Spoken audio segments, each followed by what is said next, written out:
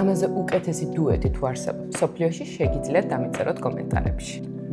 64-ში ვარ. ეს ხრაშუნა და ყველით გატენილი ჭვიშტარი, კიტრი პომიდორის სალათა ნიგვზით და კახური ზეთით, მე მგონი ამას ბევრი ლაპარაკი არ სჭირდება. გამარჯობა, მე სოფო ვარ და დღეს გავაკეთებთ საუკეთესო დუოს მსოფლიოში. კიტრი პომიდორის სალატს ნიგვზით და კახური ზეთით და ჭვიშტარს. ვიბრეში შევიძინე ვეგოლას უსწნეული, რომელიც წაესე არის დაფასებული, ძალიან კარგი ხარისხია და ჩემთვის ძალიან კომფორტულია.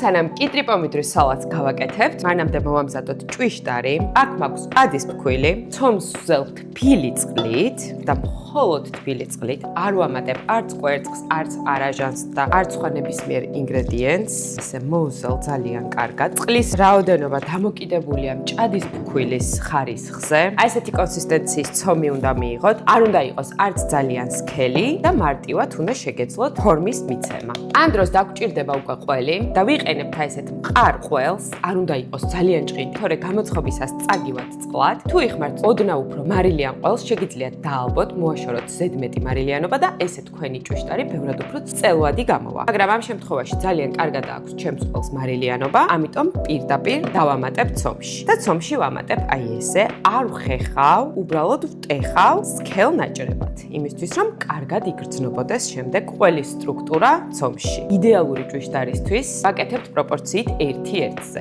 ავიღე 9 კილო მჭადის ფქვილი, მოვზილე ცომი და ვამატებ 9 კილო ყველს. თუ გინდათ რომ გამოგივიდეთ იდეალური, მოამზადეთ ამ პროპორციით. გადასარევი ყველი ვიშოვე სულ შემთხვევით, ესეც ასე. მთელი ჯარისთვის ვამზადებ.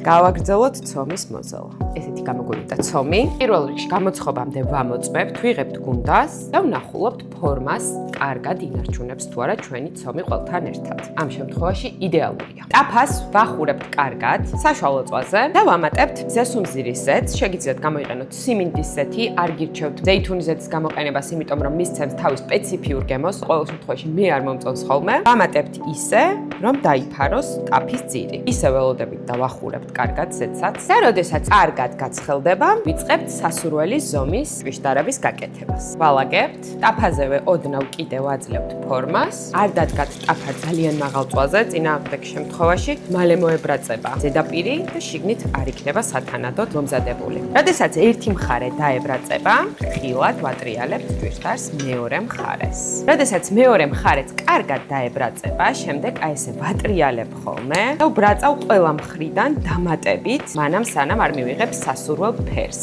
აი ესე დაბრაწული ჭვიშტარი გადმომაქვს თეფშზე, რომელზეც მაქვს დაფენილი სამზარეულოს ხელსახოცი, იმისთვის რომ მირთმევამდე შეიწოვოს ზედმეტი სითხე.